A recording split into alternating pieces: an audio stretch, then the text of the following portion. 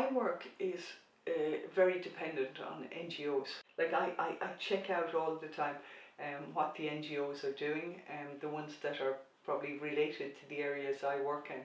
And the biggest thing for me is to see, and for I think all politicians, to see the activists on the move.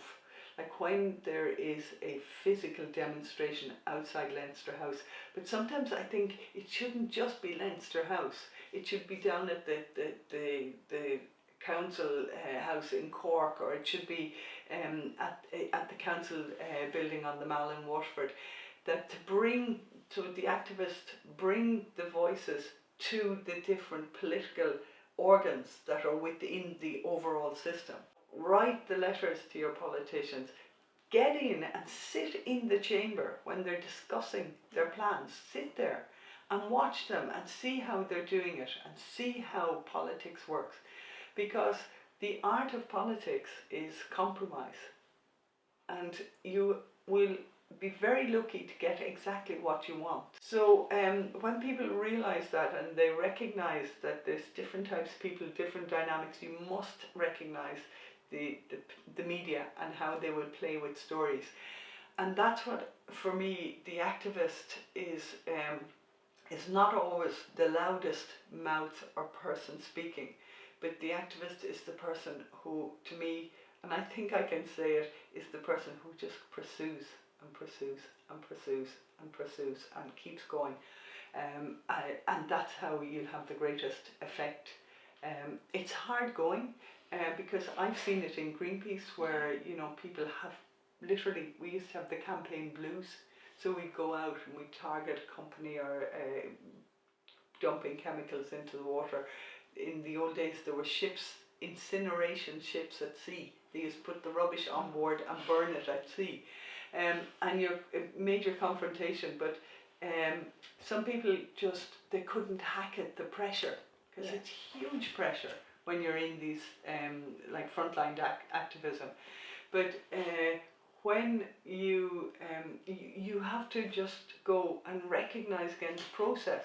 You're going to have the preparation, you're going to have the anxiety, you're going to have the action, which is going to be really intense. You don't know what's going to happen then, how the police are going to move around you, all that dynamics. And then you have the after you've done your job. In most of the actions I was involved in with Greenpeace were successful in their execution. And then you have the after. What now? Where do we go now? What happened? How is that going to affect change? And you have that, and some people just couldn't hack the highs and lows. Yeah. So that's, again, it's all about learning all the skills and all the recognizing all the different components of a campaign and activism. It's really interesting because, you know, no one saw COVID coming. And this time last year, the main issue on the agenda was Brexit. Then COVID came, like it felt like it came out of nowhere. It came about December was the first kind of breaking news and of this virus spreading from China. And then it was like, what is this virus, you know? And then the scientists were looking at where did it come from, and they said it was a zoonotic transfer, so it comes from bats to humans.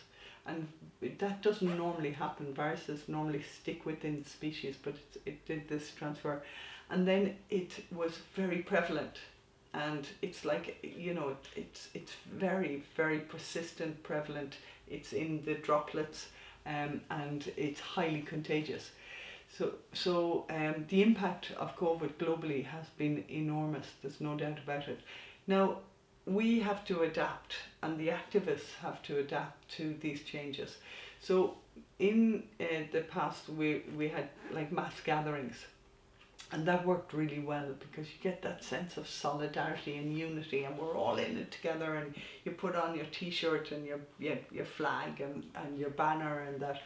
And that's more difficult to do now, but it doesn't mean that activism stops. So what I would encourage all like peace and justice climate activists to consider is creative ways around COVID, so that because the climate is getting worse, the climate change, global warming, greenhouse gas emissions, and the impact of climate change is worsening, and so the campaigns have to go on. And now the interesting thing is, from Europe we have the flagship project, which is the European Green Deal. Yes. And that's the flagship of the President of the European Commission, Ursula von der Leyen. And she has tasked Frans Timmermans, the Vice Commissioner, to run with this project, and he seems very determined and committed. It is ambitious. It was designed pre-COVID, but it's still absolutely relevant for now, and more so now, because now the greening, so it's the European Green Deal. The greening of our societies and economies is more important than ever. The interesting thing is that with the Green Deal is that this is something the Greens have worked on for years. So when I came into the Green Party in 2013, one of the first documents I was given was the Green New Deal, which had been written by the Green parties around Europe. So for us, already the fact that we have the European Commission saying that we want to champion the European Green Deal is a positive.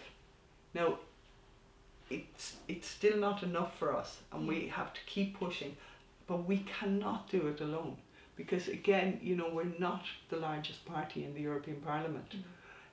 We don't, the member states have different views. The Commission itself has some commissioners that wouldn't, if I was being really harsh, that might really have difficulties understanding the concept of what a European Green Deal means. But the President is pushing it, and so we need the activists to be really strategic and come in behind that and push to make it happen. So here in Ireland, since the formation of the new government, we have a commitment in the programme for government within 100 days of formation, which is running nicely along. We'll have a climate law. Brilliant. And that's really brilliant, because in that climate law, and we will input, we will watch that like a hawk. I mean, the Greens, obviously, with Eamon Ryan, who's the Minister now for Climate Change and Communications, that area, he will take the initiative on that. So I expect it'll be pretty good. It probably won't be good enough, but it'll push us a bit further again. And the same goes in Europe. We have the climate law to come out of Europe as well. So we're all working towards that. So the Greens are pushing for more ambition because of the scale of the problem. Which is great to see. It's really good. It is really good. Yeah. And but we really need the activists, and we need, I mean, look, again, Greta Thunberg came out of nowhere, and she's leading the way, leading the charge, and it doesn't mean that there has to be Gretas all over the place, because there is a mass movement around her direction. But what there can be is other types of activists that are some people, like Greta, just through her own self has a very clear ability to transmit message. Yeah. Other people mightn't have that capacity or that strength, but they might be able to go into schools, talk in schools, explain what climate change is in a very creative way, work with the Green Schools projects. So there's loads of things that people can do as activists. So I think we really have to be creative now, because the whole issue with COVID is showing us that the human interference in habitat destruction is creating pressure on animal species, and they're moving out, they've been forced to move out of their range. So I think the challenges facing humanity are really great at the moment, and I'm concerned. Like I am a person of hope, but I am quite concerned that the scale of the problem is still not understood by many people or public reps or whatever, and I'm afraid that the physical impacts of climate change, so the melting of the glaciers, so all of this fresh water in the polar regions, up in the Alps, all this glaciers are melting, and all that fresh water has been released into the globe, into the planet, and it's a sweet water, a fresh water, and it's now coming into the saline water of the seas and oceans. Expecting fish. And I think that the impact's going to, it's possibly, there's going to be a kind of what do I call it, like the domino effect, that, but it could be that we're getting little influence, we're getting impacts now. Could be that these impacts will increase several fold within the next few years, and that's why my concern is that we take like real action across the board. So all planning applications have to be reviewed for climate impact. Everything we do has to be reviewed under the whole climate impact. So so that's what we will continue banging that drum, and every time, everything that comes in front of me, I look at it and I think of the climate.